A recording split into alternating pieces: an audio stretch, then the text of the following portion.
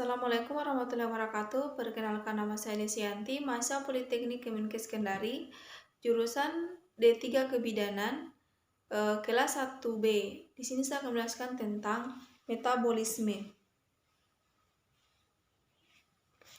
Metabolisme adalah suatu proses dalam tubuh yang mana pada proses ini zat gizi diubah menjadi energi.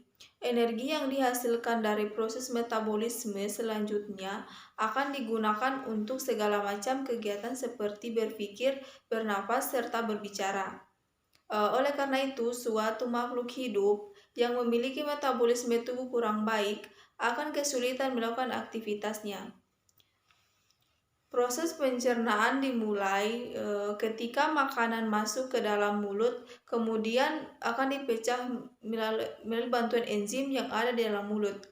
Lalu makanan yang telah diubah bentuk atau dilumatkan akan diambil zat gizinya, kemudian diubah menjadi energi yang diperlukan.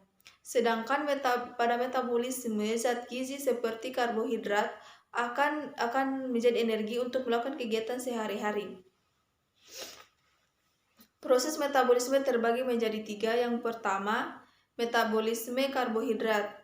Sebelumnya, karbohidrat adalah suatu sumber energi bagi tubuh yang tersusun atas tiga unsur, yaitu karbon dan hidrogen serta oksigen.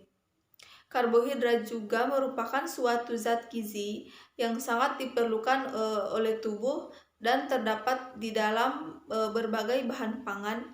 Karbohidrat akan ada dalam beras, gandum, dan bahan pangan lainnya yang sejenis.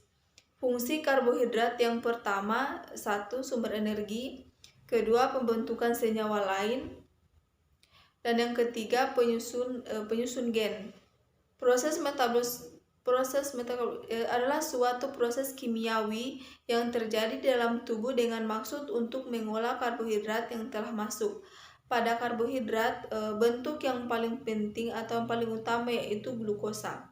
Gula sederhana atau disebut monosakarida. Yang kedua, metabolisme protein. Protein adalah proses yang berasal dari bahasa Yunani yang apabila diartikan yaitu polimer atau senyawa kompleks dari monomer asam amino. Metabolisme protein ialah suatu proses deskripsi dan fisik serta proses kimia yang menyebabkan pembuatan sintesis membentuk asam amino menjadi protein. Asam amino yang menyusun protein mengandung unsur nitrogen atau N. Dan yang ketiga, metabolisme lemak. Lemak adalah suatu nitrogen yang diperlukan tubuh dalam jumlah banyak. Dengan kata lain disebut makronutrien. Lemak tersusun atas gliserol dan asam lemak. Gliserol termaksud dalam jenis hidrosil dengan sedangkan asam lemak yang juga termaksud jenis hidroksil, ia memiliki rantai yang menempel cukup panjang. Lemak memiliki ciri yaitu tidak larut dalam air, namun ia dapat larut jika pelarutnya ialah pelarut seperti benzena. Metabolisme lemak adalah suatu proses kimiawi yang di dalamnya terdapat proses katabolik dan proses anabolik dengan hasil energi. Metabolisme adalah proses yang menghasilkan energi bagi tubuh karena pada akhir dari tiga prosesnya adalah energi. Energi ini diperlukan dari perubahan suatu zat yang ada pada makanan lalu diolah dengan bentuk air dan enzim.